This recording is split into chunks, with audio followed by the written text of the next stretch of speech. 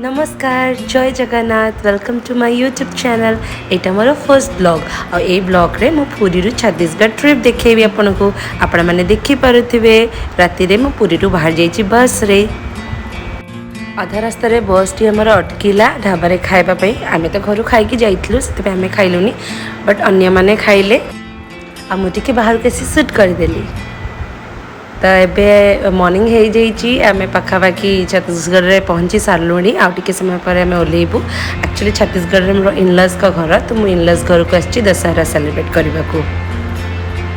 तो यहाँ मोर balcony view मो रूम रू बालकनी व्यू देखिपे के सुंदर देखा जाए। मॉर्निंग व्यू सामने गोटे बड़ पोखरी अच्छी जब पूरा ऊपर को जी आपको दीटा पोखरी देखा। तो यहाँ ओनली मोर बालकनी व्यू से कि गोटे पोखरी देखा केते सुंदर देखा व्यू आप देखिपे।